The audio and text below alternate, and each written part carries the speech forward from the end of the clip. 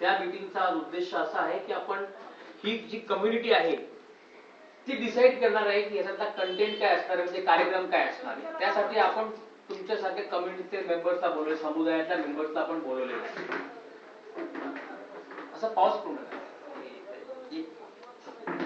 ग्रुपसाठी आपण एक विशिष्ट कार्यक्रम, एक स्लॉट देणार आहोत की ज्याच्यामुळे तुमचे ज्येष्ठ नागरिक जे आहेत ना ते आपले कार्यक्रम निर्माण करू शकतील. ग्रुपमध्ये येऊन तुमचे काही समस्या आहेत तर तुम्ही आता आम्हाला ना, तुम्ही एक पेन पेपर घ्या, तुम्हाला काय वाटत असतील ते कार्यक्रमांचा आम्हाला एक छोटीशी 2-4 कार्यक्रमांची नावं द्या. म्हणजे ते कार्यक्रम आम्ही आमच्या प्रोग्राम्स मध्ये इन्क्लूड करू की ज्येष्ठ नागरिकांसाठी ही ह्या टाईपची प्रोग्राम्स केली गेली पाहिजे. तर तुम्ही ते छोटस एक रफ आम्हाला आयडिया द्या. मी आधी तोंडी सांगतो. हा, आमच्याकडे पर्यावरण हा एक भाग आहे. बर. त्याच्यानंतर आमच्याकडे भ्रूण हत्या हा एक विषय आहे.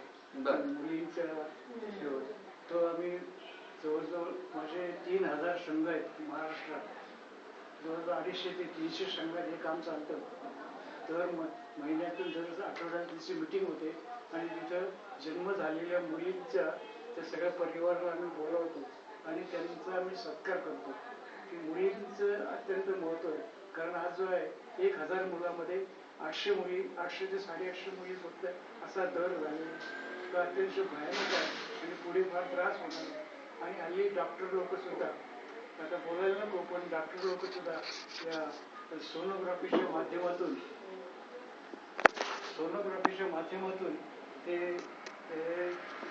कर्म करतात आणि त्याला आमचा निषेध आहे. म्हणून आम्ही त्यांच्यावर सुद्धा वॉच ठेवला आहे. आणि तुम्हाला आश्चर्य वाटेल, आम्ही आमच्या महासंघाच्या माध्यमातून आम्ही जवळजवळ 23 ते 24 डॉक्टरवर हे केलेलं आहे, त्यांना पकडलेलं आहे, त्यांच्यावर फिर्यादी केलेली आहे. नगर जिल्हा, सोलापूर जिल्हा अशा ठिकाणी ते करतात. हे काम आम्ही करतो आणि ते महत्वाचं ते रेडिओ स्टेशन मध्ये तुम्ही जे सांगता हा एक अत्यंत महत्वाचा मुद्दा आम्हाला तिथे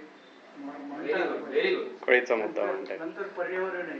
पर्यावरण नुसतं आपण झाडे लावा म्हणतो, पण इतर जे काम आहे आता मोदी साहेबांनी स्वच्छता दिन सांगितलेलं आहे. स्वच्छता ऍक्च्युअल निश्चय आहे. पुढे लोक नुसते खुर्च्या आहे झाडू मारला की संपलं, प्रत्यक्ष काही होत नाही. तेव्हा आम्हाला प्रत्येक जणांनी तिथे प्रत्येक कॉलनीमध्ये त्या लोकांनी येऊन ज्येष्ठ नागरिक आहे सहभाग आणि त्यांनी ते स्वच्छता केली पाहिजे स्वतः म्हणून. आता आमच्याकडे उदाहरण सांगतो तुम्हाला. आम्ही सकाळी फिरायला जातो,